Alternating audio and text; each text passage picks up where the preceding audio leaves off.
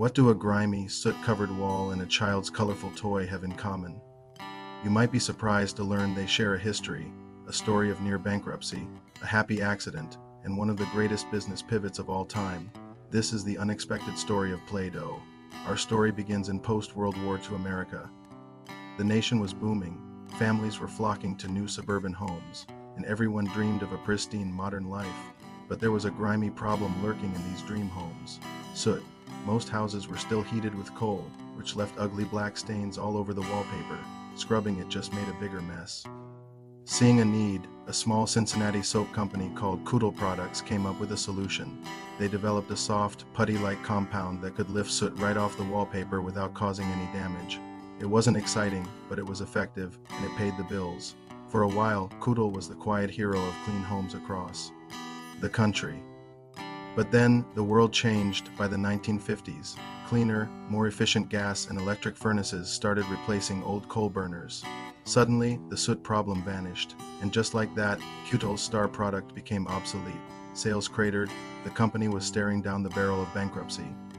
This is where we find our first big lesson. No matter how successful your product is, if you don't adapt to a changing world, you risk being left behind. The market is unforgiving. For Koodle, the future looked bleak. But then, a stroke of luck or perhaps genius came from the most unexpected place. The company founder's sister-in-law, a preschool teacher named Kay Zufel, had been using the wallpaper cleaner in her classroom. She noticed something the businessman had completely missed. The kids loved it. They weren't cleaning walls. They were molding the dough into animals, cars, and all sorts of creative shapes. It was pliable, non-toxic, and perfect for little hands. Kay saw the product's true potential. She went to the company and made a radical suggestion. Forget about cleaning walls. This isn't a dying cleaning product. It's a toy waiting to be discovered. She urged them to add colors, give it a fun name, and market it to children. This brings us to our second lesson. Sometimes your product is perfect, but you're selling it to the wrong audience. A simple pivot to a new market can be the key that unlocks explosive growth. It's about seeing your creation through a different lens.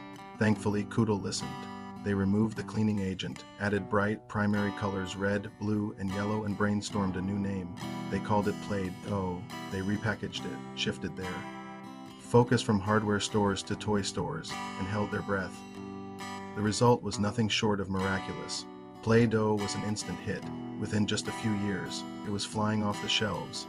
In 1956, the company spun off a new division called Rainbow Crafts, dedicated solely to Play-Doh. By 1958, they had sold over 2 million cans. Their success was amplified by the new and powerful medium of television. The beloved host of a popular children's show, Captain Kangaroo, fell in love with Play-Doh and began featuring it regularly on his program. He didn't even charge for the promotion. He just genuinely thought it was a wonderful toy. After each appearance, sales would skyrocket as kids across America begged their parents for a can of that colorful squishy dough.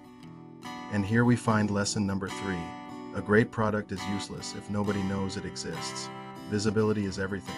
Finding the right champions and platforms to showcase your creation can be the difference between a small success and a global phenomenon.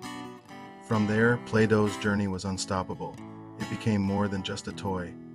It became a cultural icon, a staple in classrooms and playrooms around the world.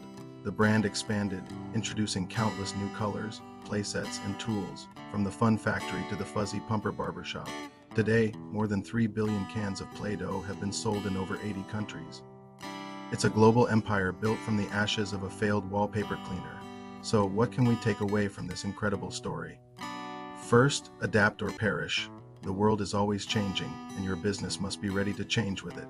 Second, listen to outside voices. The best ideas often come from unexpected places, not from the boardroom, but from a preschool teacher who saw joy where others saw utility. Third, consider your audience. A small shift in who you're targeting can change everything. And finally, never underestimate the power of visibility. Getting your product in front of the right people at the right time is crucial.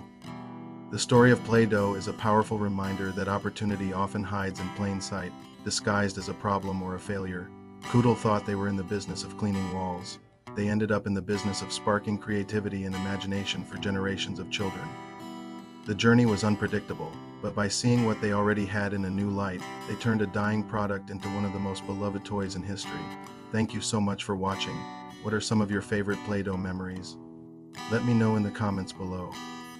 And if you enjoyed this story, don't forget to like, subscribe, and hit that notification bell for more videos just like this one. See you next time.